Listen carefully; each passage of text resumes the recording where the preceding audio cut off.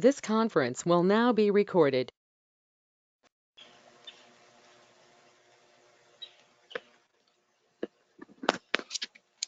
Hello, everyone, and welcome to Tool Time with Dave. I'm on location today, as you can see. I'm not at my normal desk. Just want to make sure everybody can hear me because I'm broadcasting remotely.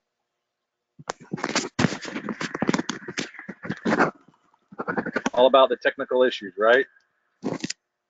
So, Devaney, you guys can hear me good? You're good, Dave. You're all good. Oh, sweet. Well, it's all about the technology, right? So welcome to this week's Tool Time with Dave. Want to let you guys know that we're going to be talking about a lot of exciting tools today. And as you can see, I'm on location. I'm outside in nature. We're going to have to talk about ecosystem services and socioeconomic stuff. So I thought that I'd broadcast from outside. Plus the fact that I've got construction going on inside my house. Again, hard hat needed. Anyway, so before we get started with today's tool time, just like we do every week, going to give you a couple of ground rules. Please, when you log in with your full name. Turn off your camera when you're not speaking, just to kind of conserve bandwidth and to be not distracted to the folks that are presenting.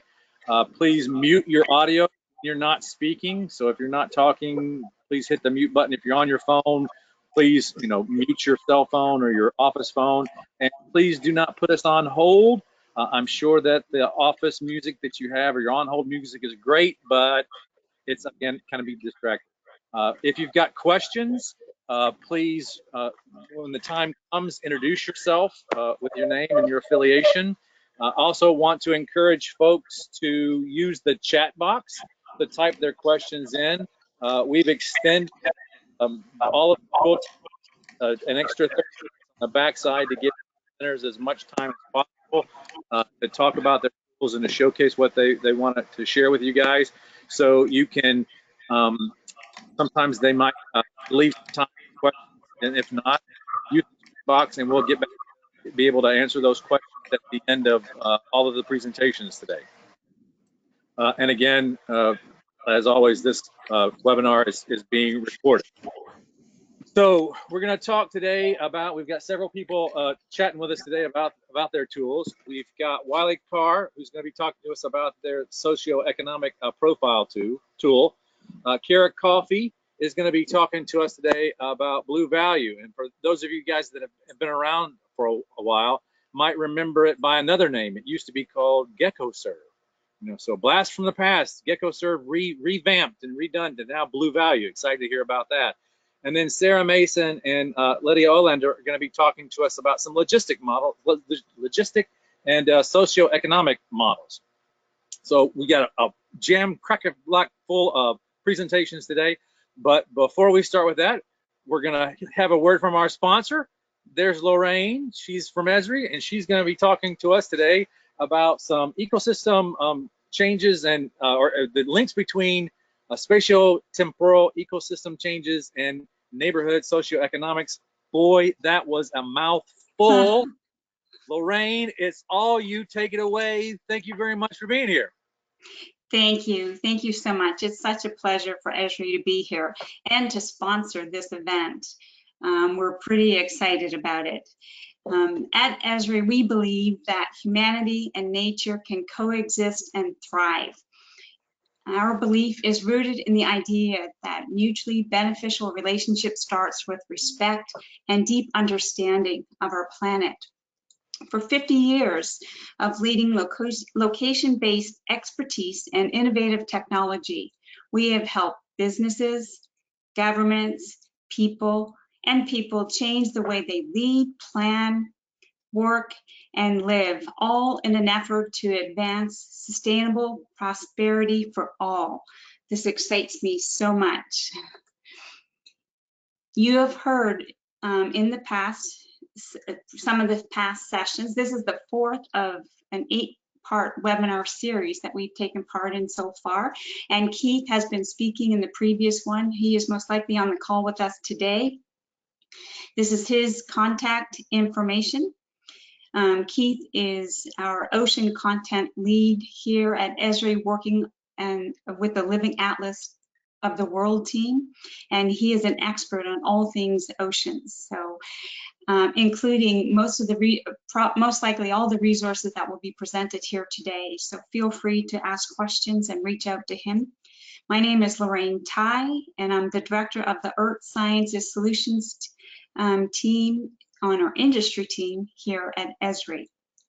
And my roots are deep within Earth observations, with a keen interest in understanding the dynamics between ecosystems, society, and economics to facilitate a greater balance on our planet. The relationship between ecosystem services and socioeconomic factors is complex, as you'll probably learn more about today. In today's unprecedented times, our safety, economic security, and cultural growth depend on us learning to live more wisely in this complex landscape. The challenging work begins with data.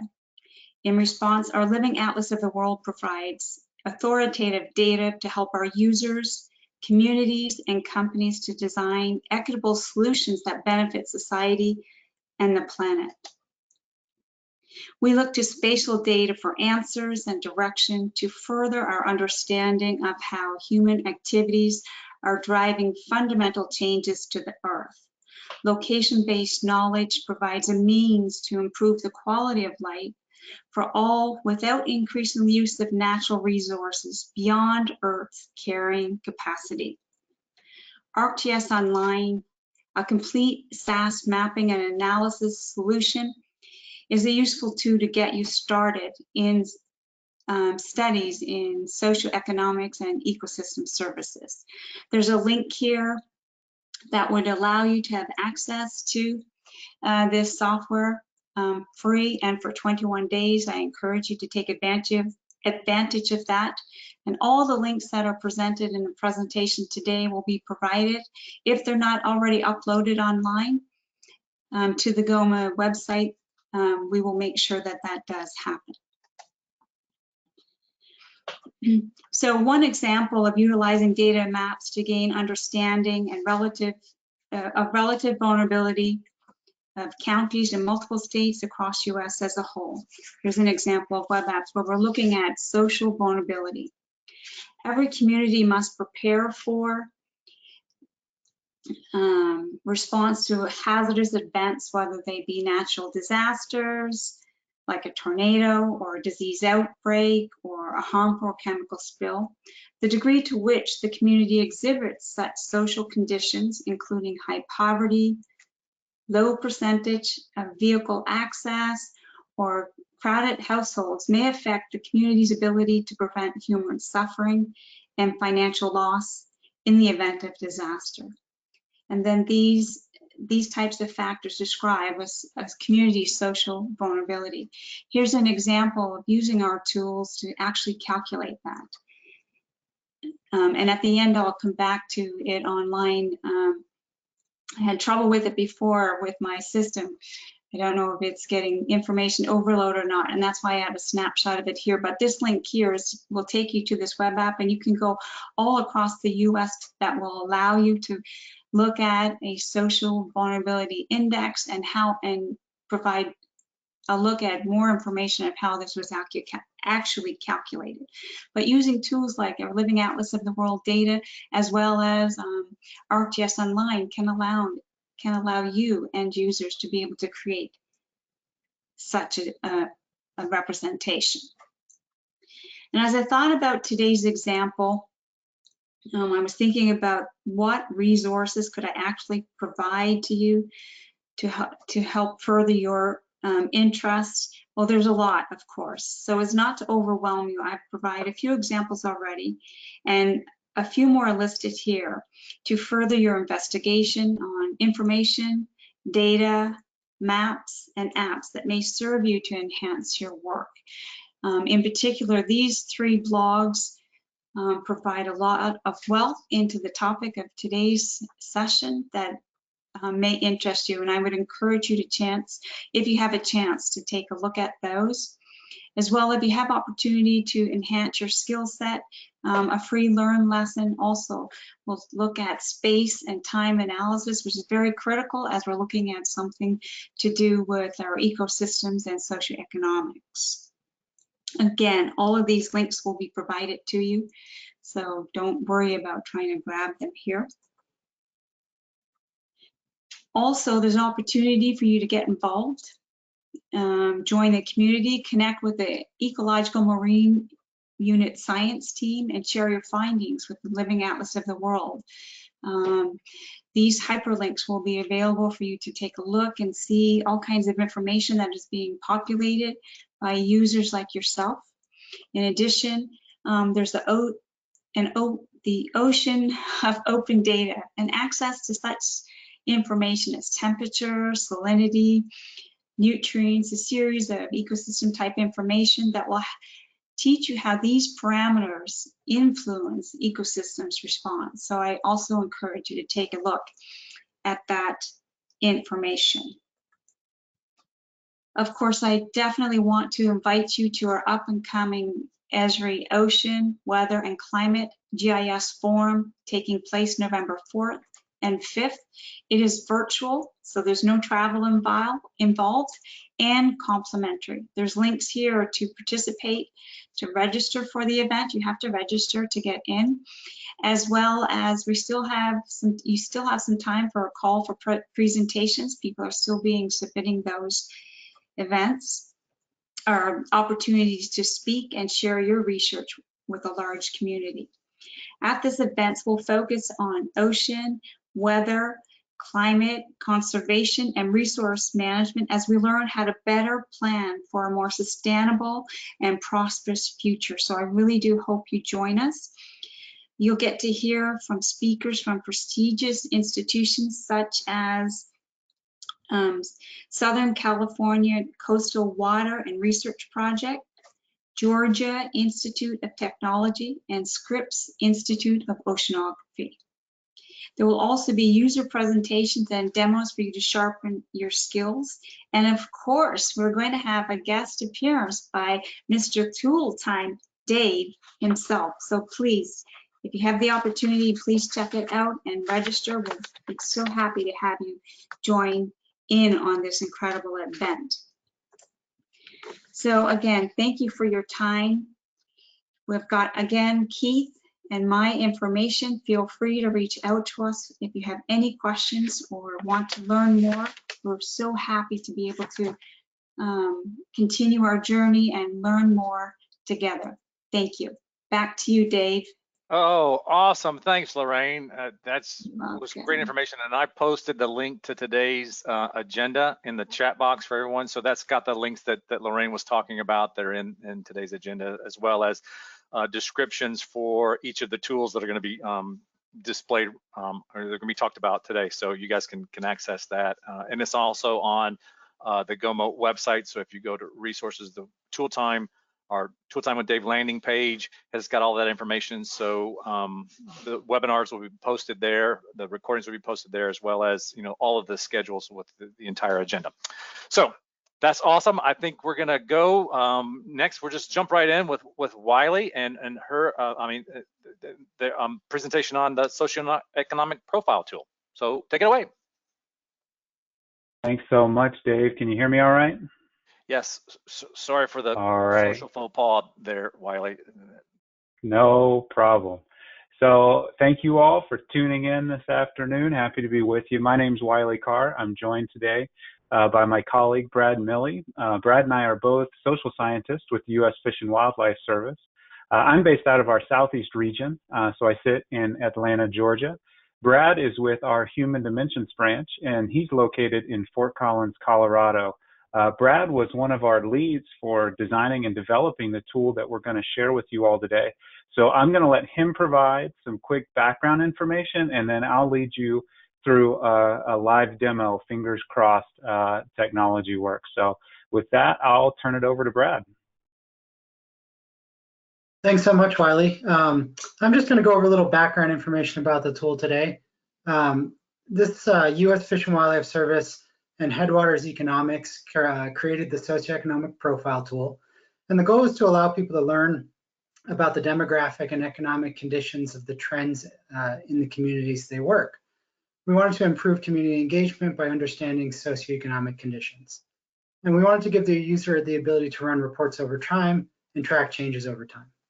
So real quick, even though this is a Fish and Wildlife Service product, the tool is accessible by anyone, free and easy to use. So as conservation professionals, you may ask who lives and works in the communities I'm working or engaging with. Sometimes even when we're not new to a community, we might not have a good idea about this. So some of the key points about this tool is that it will help practitioners access up-to-date and consistent socioeconomic data.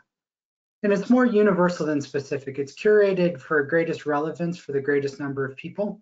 It's not complex and overwhelming, but at the same time, it doesn't have everything. It's a starting point to learn about an area, provides helpful and systematic way to identify audiences, but then we need to engage those communities in meaningful ways. And with any socioeconomic tool, this demographic data does not help us understand what people think and feel.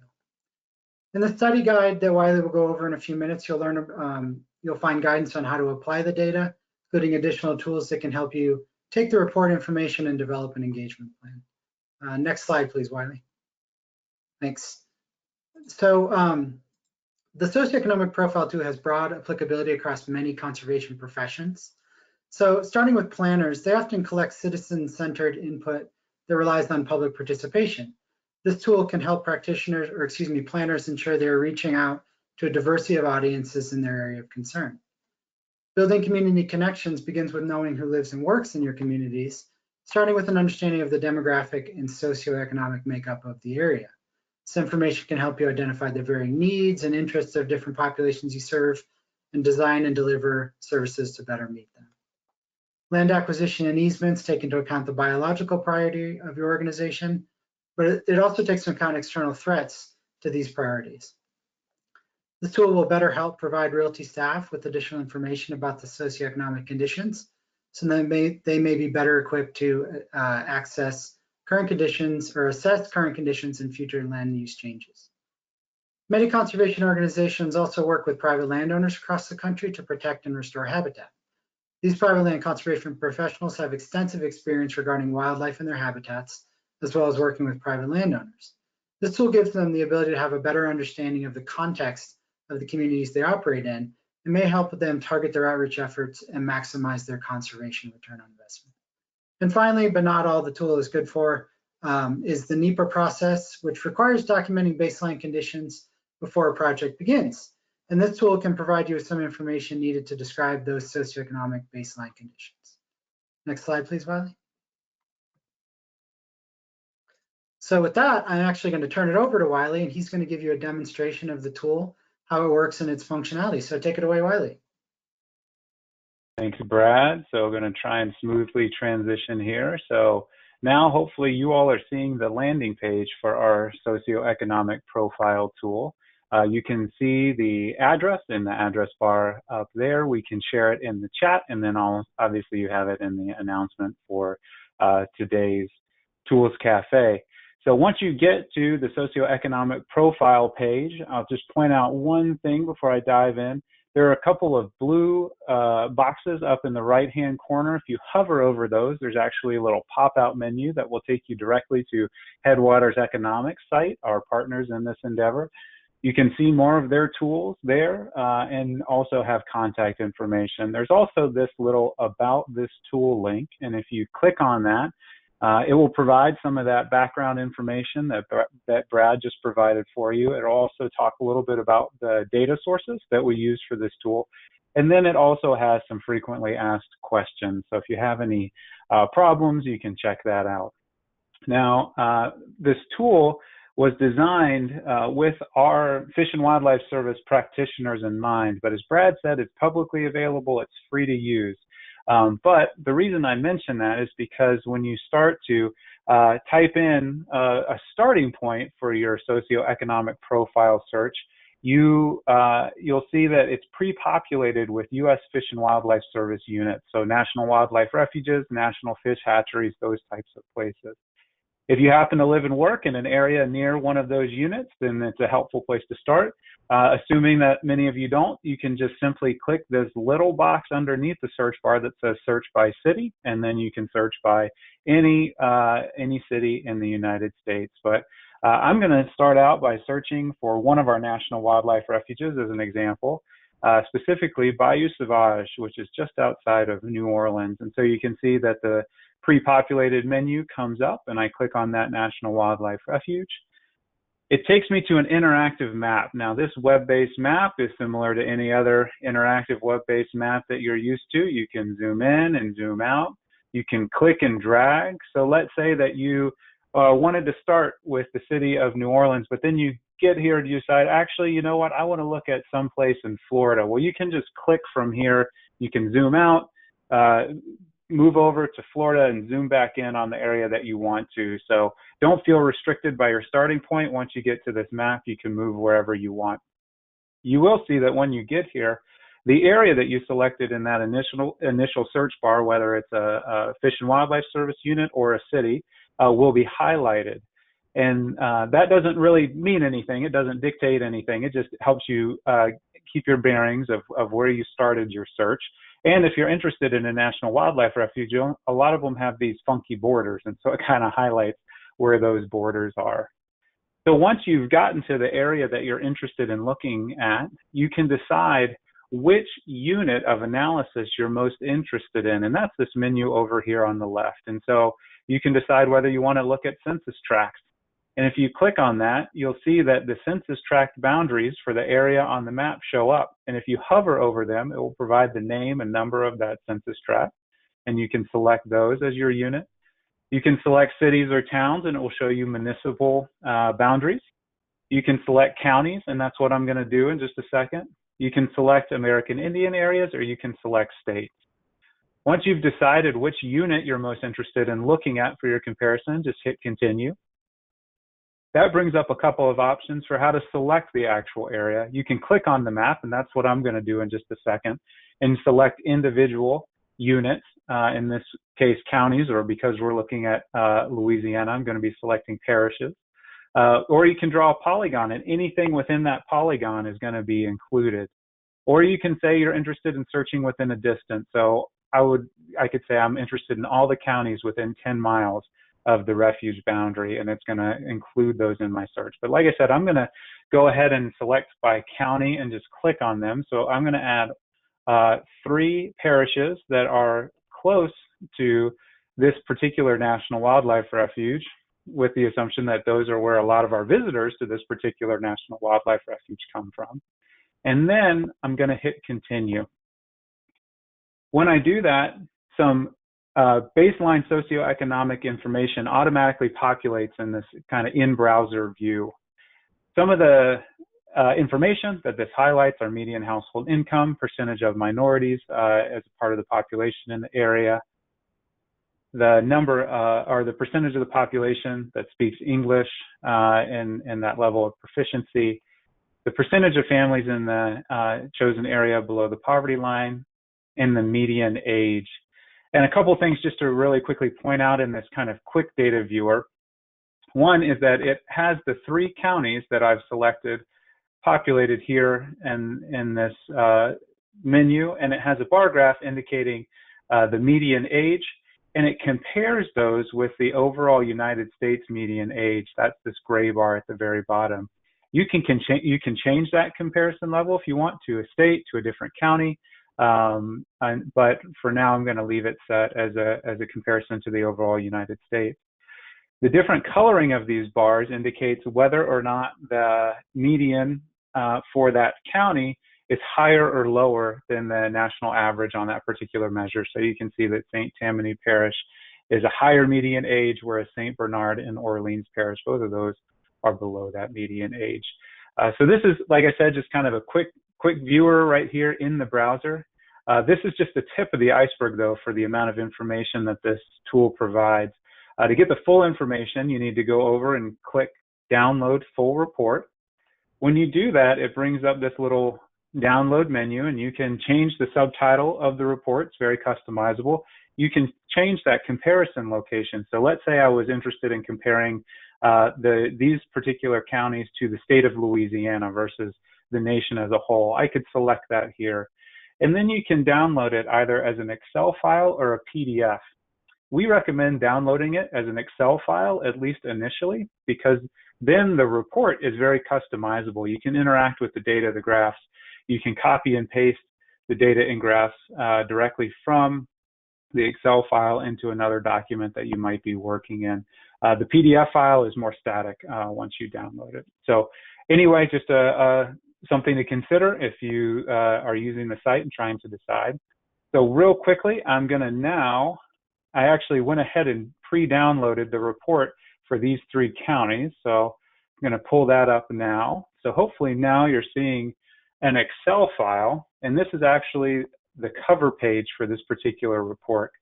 You can see here that you can click on and change any of the subtitles, the submenus for your own purposes. Looking along the bottom of the screen, you'll see that there is a number of tabs in this Excel file. That's kind of how you delineate the different pages. So there's an About page, gives that same background information that Brad provided earlier.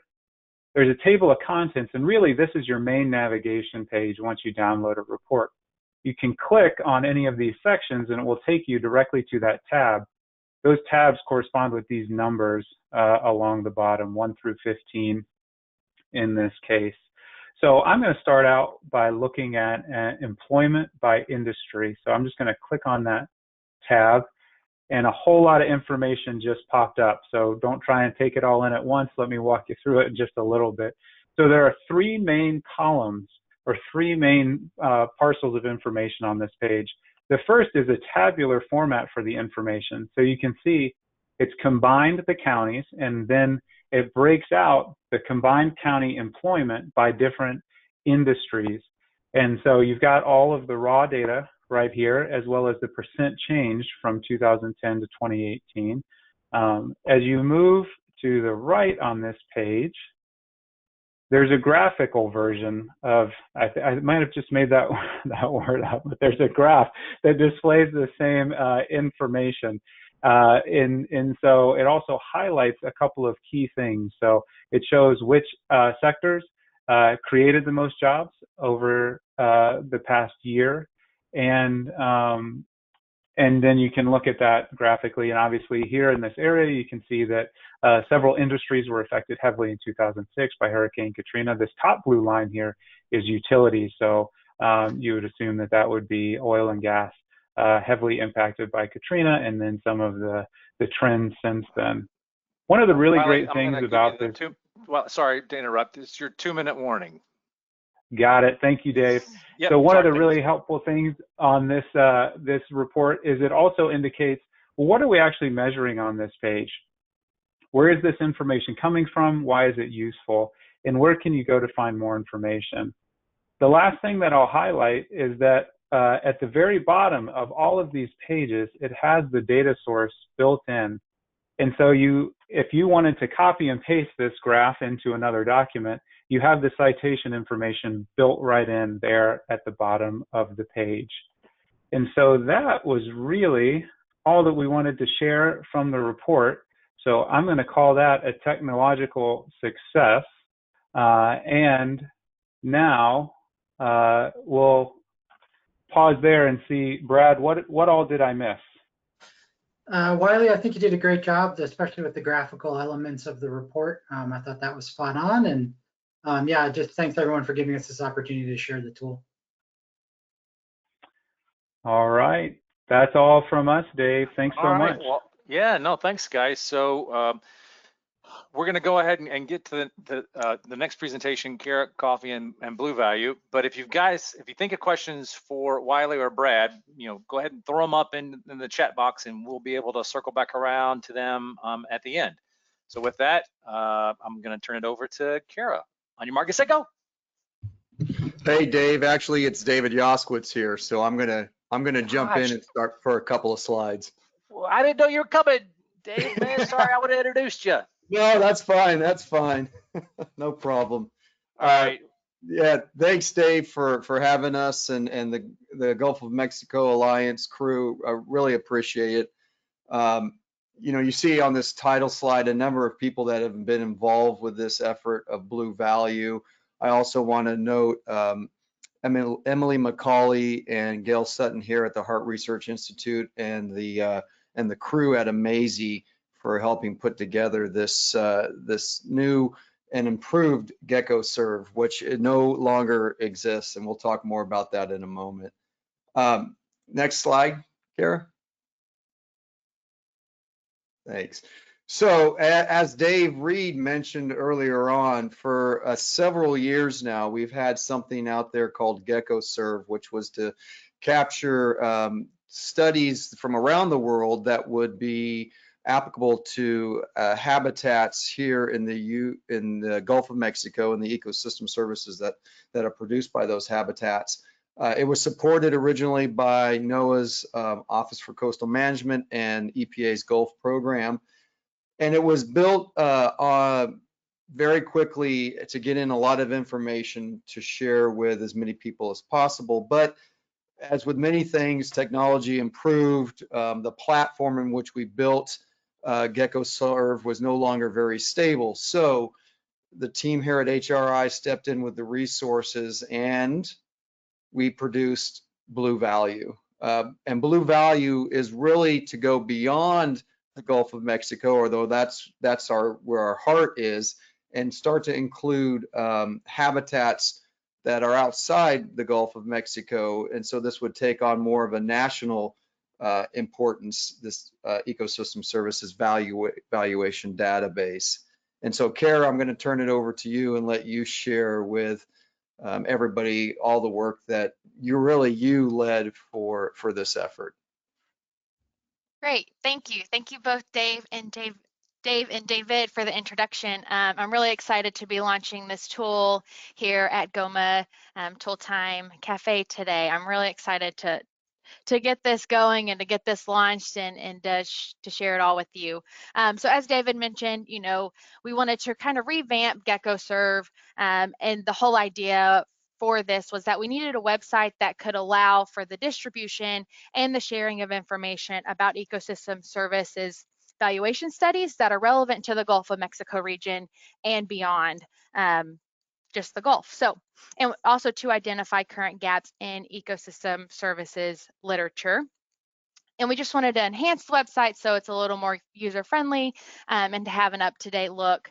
And so we could add value by giving it just a little bit of a facelift, and so it could be more useful and functional for people. And so we want Bluevalue to be a place for you to go and learn about the different ways to capture the importance and the benefits of coastal and marine habitats, and just kind of a one-stop shop for the Gulf of Mexico and around the world for people interested in looking more into the benefits of natural habitats and the impacts on human well-being. And so let's see, there we go. So as you know, the natural world supports, sustains, and enriches human life in numerous ways, also known as ecosystem services. And so for society to make those informed decisions about sustainable use of the environment and directly linking the evaluation or those quantifications of ecosystem services to the society needs, that link is necessary. And so we hope that Bluevalue is that link for you as you use this tool.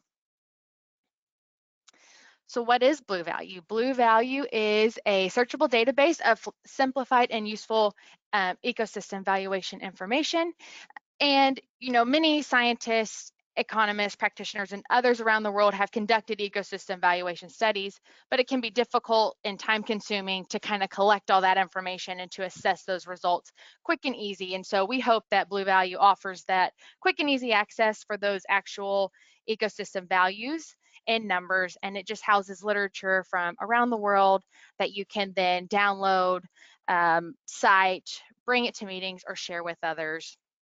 And so some of the features that are on Bluevalue, you can search by ecosystem service, habitat, a county or region, a state or province, or methods. And then we have a couple different resources which we'll dive into as we keep going. But there is a definitions page that we'll talk about a little later on. And then currently, to date, we do have 27 ecosystem services that we list with 10 various habitats. And right now we have approximately 1,200 valuation studies, but that's increasing every day. So we are constantly looking for articles and constantly updating this. And so we will continue to add and to build this out. And so now we can dive into the tool itself. I have screenshots to go through these slides, but feel free to pull it up and kind of go along this demonstration with us. I think Chris, my team member, she put a link in the chat box. And so you can type in www.bluevalue.org and kind of go through this demonstration with me. So this is our homepage. And as you can see, we can just start with the search function. So on the right-hand side at the top, we have the various pages, which we can dive in a little bit later, but let's just go ahead and dive into the tool itself and how you use it. And so you can see on the screen, there's an information button that says you can select more than one service or type. And so for our service, we are going to select recreation. But we also want to look at aesthetics. And so we can pull these different services, whatever service you would like to look into or dive into or learn more about. You can take this and search for your needs. And so just for an example today, we're going to look at recreation and aesthetics, and we're going to look at beach, and we're going to look at coral reefs. And so when you submit your search, these are the results that show up. And so how the results are presented, it shows the habitat. So if it was a beach habitat or a coral reef, the different services that we selected. So for the purpose of this example, we are looking at recreation and aesthetics, and then the adjusted value. So these values have been adjusted to US 2019. And then keep moving down the header. There is our units, and then the country and the region, the state or province, the methods, which we'll come back to in a second, but those are the abbreviations, and then the author and year, and then the link to source. And so let's say we want to learn more about these different habitats and these services, but specifically within the United States of America. So we can, as you can see in the left side of the screen, that there is the country and region where we have selected the United States of America. And then we can also select a couple of states. So I think we should look at Alabama and Florida. And then we also have the Gulf of Mexico states as a whole. And so if we want to pull those three up, you can see we have 37 valuations that pertain to this search that we have now created. And so you can see those results here. And then if we want to say, well, we want to look at specifically a certain type of method, then you can do that as well. And so you can change these and within the search, or if you want to specifically look at only the method, you can do that as well. And so we can look at willingness to pay. And as you can see in this drop down, it's spelled out and the words, so willingness to pay is there, but we just use the abbreviation in the column for the purpose of space. But if you need a little bit more detail or information, we can always go to the definitions page to capture that as well. And so when we select our evaluation or our method, we do have 11 studies available that pertain to the ecosystem services related to aesthetics and recreation, beach or coral reefs, and then within the United States of America, in Alabama, Florida, or Gulf of Mexico states as a whole, within the method of willingness to pay. And so that's kind of how this tool can work, and how you can create different scenarios or different features that you are specifically looking for as you're walking through this application. And so after you get your search results, you can do a couple of different things. You can reset your search and you can start over and search for something else, or you can download a PDF, or you can download it as a CSV. And so if you download a PDF, this is what you'll get. And so basically it looks like your results that you saw on the previous screen, but on this screen you will be able to click those links to source. It is a live link and it can take you to the article if we have it. They will be provided, and we are currently working on that now. We have a fantastic intern who's helping us do this, Grace, and she's been phenomenal. And so we are adding those as we continue to update them. So if we want to look at another example, we can start over and do a different example or a different search. And it can just be whatever is of interest to you. And so just for another example and a different way to look at things, I thought maybe we could look at storm surge protection. So if you're interested in the ecosystem service of storm surge protection and the value that that provides within the context of mangroves, we can look at that. And so as you can see, each time I change the slide, you'll notice that valuation number in that left corner changes. So currently there's 138 valuations. And once we include mangroves, it's 28 valuations. And so there are 28 studies that pertain to storm surge protection and mangroves. So let's think, well, maybe we also wanted to capture the erosion control as well. And so if we select that, we're back up to 40 evaluations. And if we want to include coastal wetlands, we can do that as well. And so we'll be at 121 valuations. But then if you want to think, well, I'd like to know if there's any missing areas, or how does this look for the country of Mexico? We can select Mexico. And there are 3 valuation studies here, and you can jot those down, or you can save it as a PDF or a CSV as well. But also you don't have to, you can, the great thing about this tool is you can search by any of these different features. And so if you want to just see all the evaluations for a specific country or a specific state, you can just search by country, or you can just search by state or by method. You don't have to have something in each of these features to let this tool work properly. And so as you can see, we currently have 31 valuations for the country of Mexico within this database. And like we mentioned, this is always increasing, and we are always updating this website as well. But that's just another way you can look and use this tool. And so, like I mentioned previously, this is our homepage, and we have a couple of different tabs up top. You can see that are circled in red. So we have the homepage, which is what is currently being shown, our about page, the search page, which is what we just were messing around with and what we were viewing, and then our definitions page and our contact page. Hey, Kara, I'm gonna butt in real quick. This is your 2-minute warning. Perfect. Thank you, Dave. Thanks. Yep.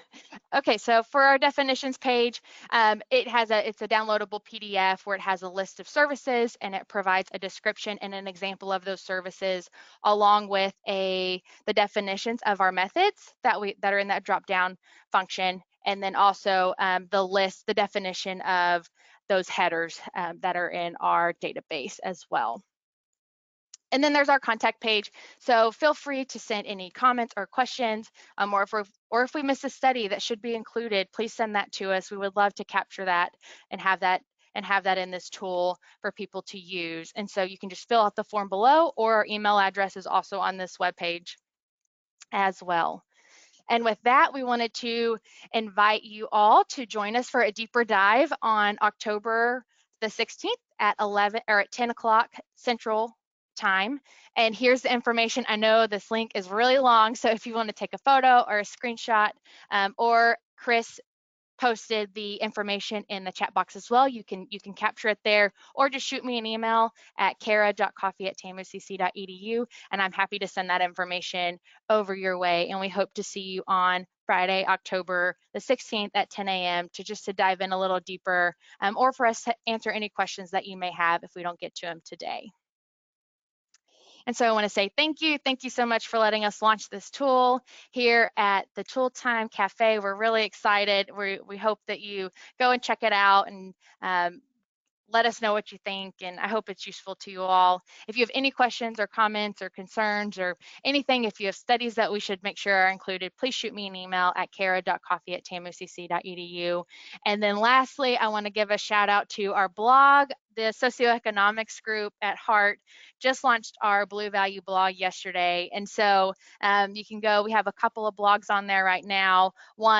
The first one was why did we start a blog and the promises to our readers. And then there's also a blog about this database and this tool that you can look at for more information. And there's also a free how-to guide there that you can download as well. And so that's all I have. And if you have any questions, just let me know. Thank you, Dave. All right, awesome, Kara. That's great. I appreciate all that. And again, this presentation is being recorded. It'll be available on the website. And if you think of some questions, as we're moving through the next presentation, for something for Kara, please put it in the chat box. We'll be able to circle back around at the end. So with that, we're gonna switch gears. We're gonna be talking about some logic models and some socioeconomic metrics, and we're gonna have Sarah and Lydia give us a presentation. So on your mark, get set, you guys go. Great, thanks so much, and thanks everyone for joining us today. So we're going to talk today about work we've been doing to help build an approach for monitoring social and economic outcomes from coastal restoration in the Gulf of Mexico. We've been developing an online toolkit that we hope will support funders and practitioners. Next slide, please. So this project, we call it the GEMS project. It's the Gulf of Mexico Ecosystem Services Logic Models and Socioeconomic Indicators project. And the goal is to link restoration project impacts to economic, health, and well-being benefits for people. And the folks just on the phone, the Harte Research Institute, are one of our partners, and we're also working with the Nature Conservancy and the Bridge Collaborative. Next slide, please. So the challenge we want to address is that we have billions of dollars being spent on restoration of Gulf ecosystems, but at this point there's no shared platform or approach to guide assessment and reporting of restoration progress and effectiveness for the broad set of social and economic goals that are shared by many institutions working in the Gulf.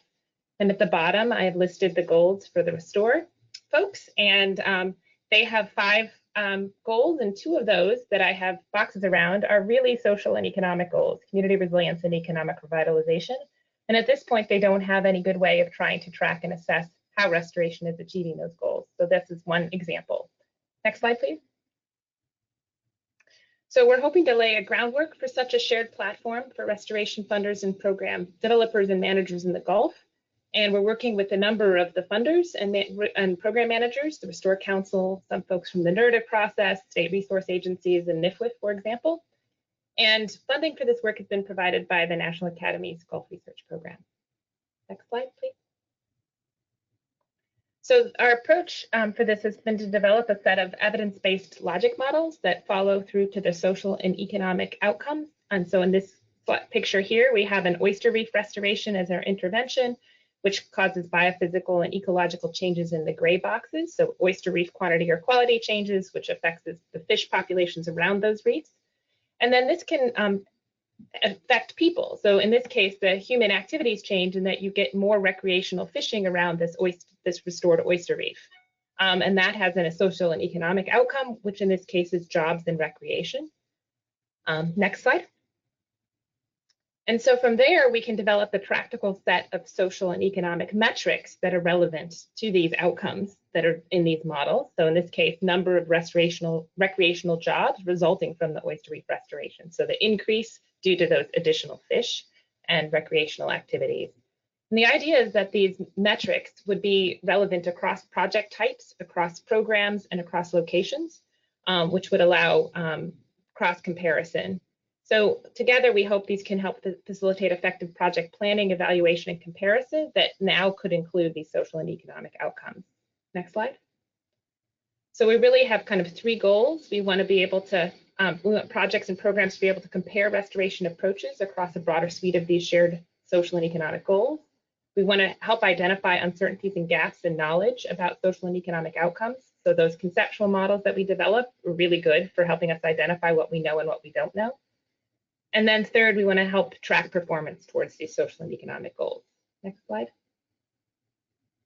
So this is an example of one of the models that you can access on our tool. This is for living shorelines. And while it might look a little complex at first, if you spend a few minutes glancing at it, you'll see it's really pretty straightforward, just kind of a logical flow from a living shoreline project through the biophysical system. Things like changing wave attenuation, which changes shoreline erosion, which then has an effect on shoreline and property protection. So they're pretty logical models, and we end up with a whole set of social and economic outcomes that are potentially related to these living shoreline projects. And this is a general model, and the idea is that you could take a model like this and adapt it to your project, adding in things that might be missing and taking out things that are not relevant to your project. So it's just a starting place to kind of have that already laid out, and a lot of experts were involved in helping us develop all of these models. Next slide. And from here, we were able to develop a set of metrics, again, with lots of stakeholder and expert input for each of the yellow outcomes that are shown in those diagrams. And so we have multiple ways of thinking about these metrics. So we're looking at them both at a project scale. So for an individual living shoreline project, for example, and we have both easy, tier 1, and more difficult metrics, tier 2, with the idea that some of these might be kind of easily feasible and should be done, and the others are kind of optional if you have capacity. And then we have program scale metrics, and these are really for things that can't be measured at a project scale. So some of the economic activity measures, like revenues, tax income, can't be done at a project scale. So these are done looking at cumulative effects across multiple projects, and those are program scale metrics. So we also have included those. And then I want to note the CR in the orange circle. So we're trying to identify all of the outcomes and metrics that are tightly related to community resilience outcomes, because a number of these different outcomes can have a significant impact on community resilience. And the other thing we've done is we've embedded equity into how we're thinking about these outcomes. We're trying to incorporate how you would measure and think about equity in these metrics. Next slide, please. So this is an example of the kinds of metrics you might see. This is from oyster reef restoration example. At the project scale, we have metrics on aquaculture and restoration jobs and restoration expenditures that are relatively straightforward. And then we have some that are a little bit more complicated on recreational jobs and expenditures. And then on the program scale, we have economic activity measures, and these would be modeled looking at cumulative effects across restoration projects using economic impact models. So this gives you a general sense of what these metrics will look like. Next slide. And we've done this work for all of the different project types that the Restore Council is doing, that the states are doing, basically any restoration activity that we found consistently happening across all 5 Gulf states. And so for habitat restoration, you can see we have almost every habitat, beach, mangrove, salt marsh, seagrass, living shorelines, oyster reef restoration, and the beach includes barrier islands. We have hydrological connectivity. We have recreational enhancement models, so these can be related to boat ramps or fishing piers, and water quality enhancement projects as well. And these are both green and gray stormwater management infrastructure projects, as well as septic to sewer conversion and wastewater treatment plant upgrades. Next slide. And so we have a number of products associated with this. We have the logic models and the socioeconomic metrics we mentioned. And we're also in the process of building measurement protocols for those metrics. And these will be example measurement protocols to give you a sense of how these are being measured in other places. We also have evidence libraries for salt marsh and oyster reefs. And so these are really detailed evidence assessments to understand what we know and what we don't know about those 2 restoration processes and their relationship to these social and economic outcomes. And we're developing practitioners and funders guides for using these materials. And then we have a website search tool we're going to talk to you about today to find all of these materials. Next slide. So I just want to kind of give a broader context, and Sarah, you can click through that. The idea is that with a common set of models and metrics across the Gulf, there'll be a way to kind of roll up results across restoration and be able to compare different alternatives, prioritize investments, and monitor and report on social and economic outcomes across the region. Next slide. So as we mentioned before, we think this tool is useful for a lot of different purposes, whether it's planning or comparing alternatives or developing monitoring metrics. we think it can potentially be used for multiple purposes. So I'm going to turn it over to Sarah, who's going to do a quick walkthrough and show you what's on the current website. Yes, thank you. So hopefully you are now seeing the website. So this is the project site homepage for the GEMS project that Lydia just talked about. The three main sections of the website are our project methods, the project products, and then what we want to focus on today is the tool, which includes the database of models and metrics that Lydia just talked about. So if we head there to look at the models and metrics page, there are actually a few different entry points for our tool depending on how you want to use it. So for those interested in models and metrics related to a specific project type, you can go here to the blue button entry. And then for those who are interested in searching our full metrics list, you can use this green entry point, and I'll show examples of both just now. So if you're interested in searching by project type, we can do that now. The tool, well, you'll see it first brings up all the different project types that we included that Lydia talked about. So it has habitat restoration projects, it has recreational enhancement projects, and it has water quality infrastructure improvement projects all on this page. The page is also filterable, so you can filter by particular socioeconomic outcomes that you're interested in up here and filter the list to only see those projects that result in the particular outcome you're interested in. You can also search by project type if you want to see a particular set of project types. So just to give an example of what's available for each project type, I'm going to walk through the salt marsh project type here just to let you know what we have included for each one. So you'll see a couple different versions of the model. You'll be able to see a static version of all of the logic models. So that's just the model that our team put together to describe salt marsh restoration projects generally in the Gulf. You'll also be able to see an editable version of the model. So if you click there, it'll bring up this online flowchart software with that same model that I just showed, but you can use this little editing tool down in the bottom. It's that little pencil on the right so that you can actually move these boxes around, add things, delete things, and essentially make the model specific to your particular project context. For each project type, we also have a context document that describes how the model was built, so what assumptions we made when putting the model together, and also talking about external factors that can affect outcomes included in the model. And then for each project type, we have an expandable list of the socioeconomic outcomes that we would expect to be affected by installing salt marsh projects. And those are separated into strongly linked outcomes and weakly linked outcomes. So strongly linked outcomes are those that we expect the project intervention might cause a substantial change in the outcome, whereas the weakly linked ones might show a more low magnitude change. And then finally, you're able to also expand on the associated metrics. So this is the list of the metrics that the GEMS project has identified that can be used to monitor those outcomes relevant for this particular project type. And for that metrics list, if you want to view the list in more detail, you can click on the link right here, and you can also print out a PDF of that detailed metrics list. If you instead, I talked about two different ways to kind of enter our tool. If you want to instead enter the tool searching the entire metrics list, you can come back to this main tool page and enter instead by clicking on the search the full metrics list. And you can see on this page, all the metrics that we've identified throughout our project are listed here. So each metric is going to be color coded to show you the scale and tier of the metric. So again, scale is whether the metric is relevant at the project or program level, and tier represents the level of difficulty associated with monitoring the metric. Each metric is also going to have a brief description that'll tell you what the metric is meant to monitor and how that monitoring might be done.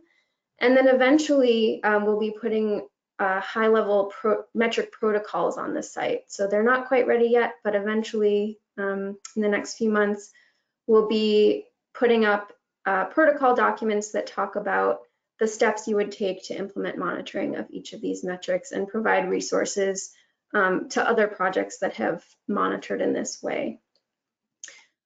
This list of metrics is also going to be filterable, so you can filter by outcome type. So if you're interested in looking at cultural values and maybe economic activity, you can select the particular outcomes that you're interested in and filter the list to only show you those metrics that are meant to monitor those particular outcomes.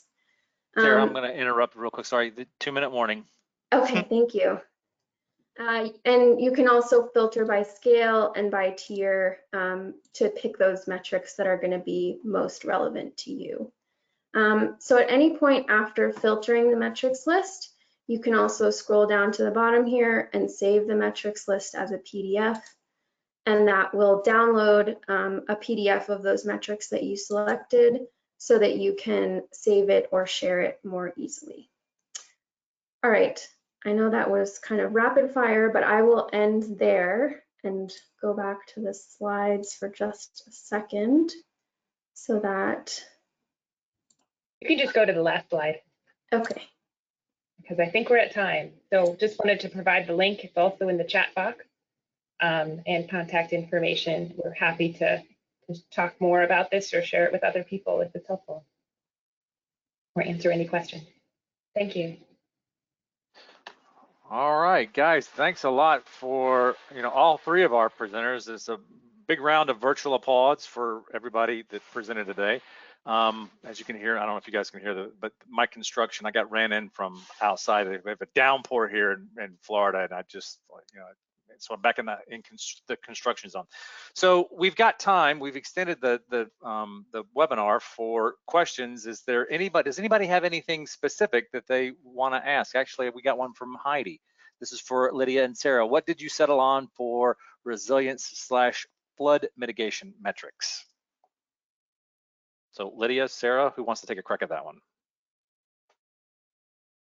Okay, so I think it depends on the project, the way we've designed this. So we have different metrics depending on the project type and how they might affect those kinds of impacts. So for example, our oyster reef restoration projects don't have as much impact on flooding as maybe some of our salt marsh projects might. And so we tend to have more of those kinds of outcomes associated with our salt marsh restoration. As just an example, and that depends on the project type. So I think for strongly linked kind of outcomes and metrics related to this, we have shoreline adjacent property protection metrics and so amount of property adjacent to shorelines that are affected.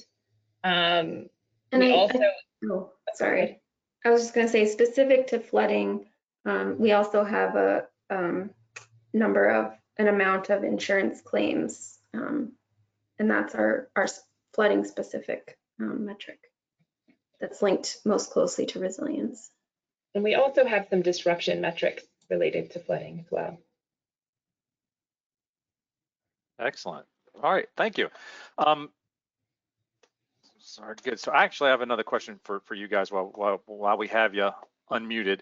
So on the project types that you guys have, how does that selection process go, for project types, and for and then how are the models built out? You've got like the salt marsh and the oysters and the seagrass.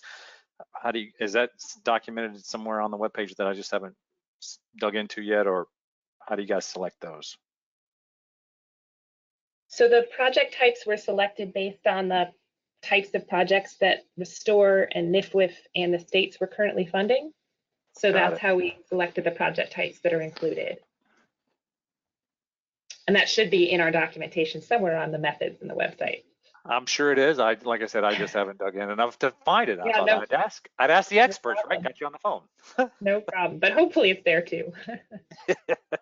I'm sure. All right, well, great. Well, any other questions for Lydia or Sarah? All right, I'm gonna open it up to Kara. Does anybody have any questions for Kara or Bluevalue? Because I do. All right, so I'm gonna throw out for either Dave or for Kara. So when you guys were talking about, and I am old school, I remember GeckoServe, way back when there were 3 Daves in the Gulf of Mexico Alliance, the 3 Dave Amigos were doing all this stuff. So I saw that you've got your valuations are on there. How many valuations have a link to the source? I saw that in the table. Is that a pretty high number? And then I have another follow-up question after that. Yeah, I think we're currently adding to it every day. And so I do think it's a high number that has a link. We also do have a references document as well, which is not on the website yet, but it will be. But if anyone does want that, I'm happy to send that over as well. But I would say there's a high number of A link? Sure. I would say the majority have a link to them. I would probably say 60 to 70% probably have a link generally. Okay. Right. So we are updating those. Some of them just have like DOI and then the number, and we're trying to make those all clickable links right now. So excellent. Yeah, so when you guys are adding different valuations to your database, you had said contact us if there's a study that's missing that's not in the database that people think that need to be on there to contact you. Is there another way that people can fill out? Maybe is there like an online form that people can submit potential resources to be added to your database, or is the best way to get information into Bluevalue is just to contact you directly? Yes, the best way would either be to contact me or to go to that contact form on the website and submit just I think it asks for your first name, last name, phone number, email address, and a message. And so you can just submit it that way, and then we'll take it from there, and we can connect and figure out how to get your service or your study into our database. So yeah, that would be the best way. Just shoot me an email. All right, excellent. All right, so yeah. Heidi Stiller has got a question for you guys. She posted it in the chat box. Is any connections to FEMA and trying to inform their BCA process?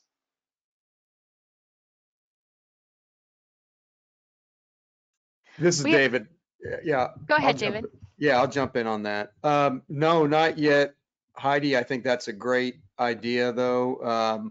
We've been so focused on just getting to the point of being able to relaunch GeckoServe and now the Bluevalue and kind of all behind the scenes work. But I think now that it's there and it's ready and we have this really rich and valuable database that we need to connect with those that could really begin to put it to use.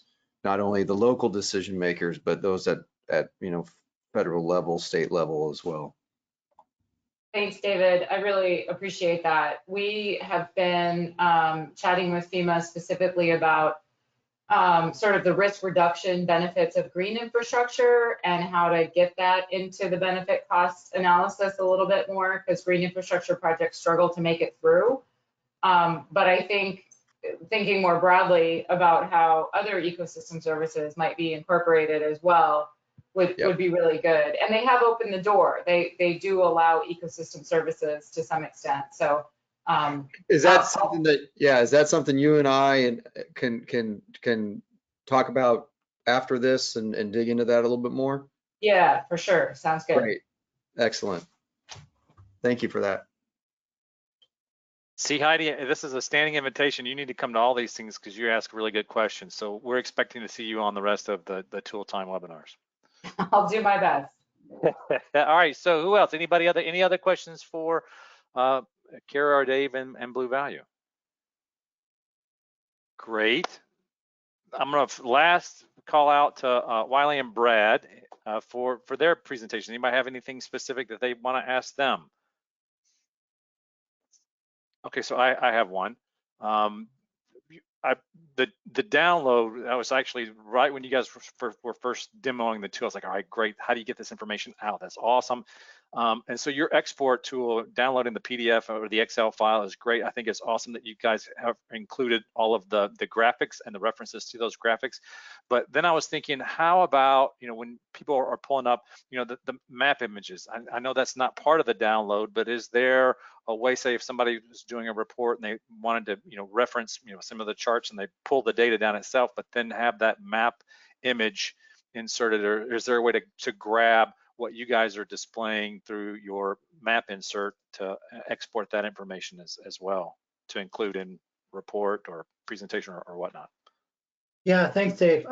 There is not a way to export the map feature at this point. The easiest way to do it would be to take a screenshot and pair that up with the report itself.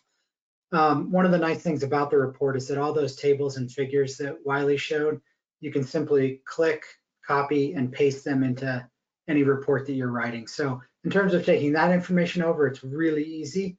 But that's a great idea for map export functionality, and definitely something we'll have to explore in the future. Well, and I think it's awesome that you guys are including those tables. The tables and the graphs are, again, we're a visual image or visual age, so having that available and in that export will allow people just to, copy and paste it without having to try to recreate. So I think that's great. That's awesome. All right, so let's see here. Anybody else? Any other questions for Wiley or Brad? David, it looks like there's one in the chat box about presenting data at various HUC levels. Oh, yeah, thanks.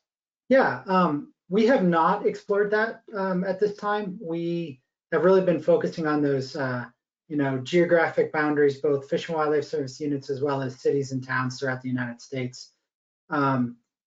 Definitely something we're interested in. We've talked a little bit about, exploring what kind of ecological boundaries or units can we use for different data analysis, but nothing yet.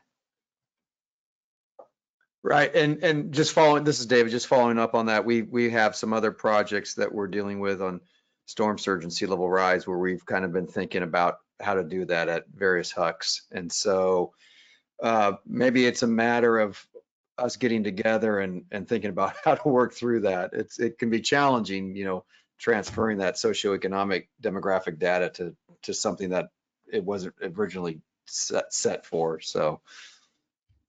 Yeah, absolutely. Reach out to me. We can get in touch with Headwaters Economics, the not-for-profit that helped develop the tool, and maybe something can be done there, David. I'm not sure.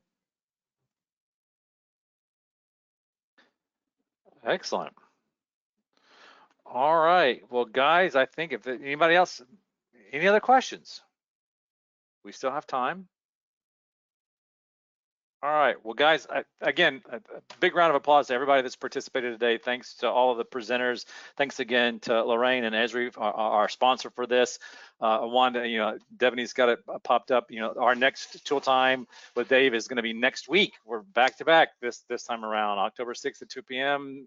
Central. The link is the same. A little preview next week's theme for the tool time or planning tools, septics, artificial intelligence, and sediments. And I'm going to say no more. All right. So if you want to know more, you have to tune in. Again, thank you everybody for coming today. Look forward to seeing you again next week. And have a great rest of the afternoon. With that, the tool time is concluded. Thanks, Dave.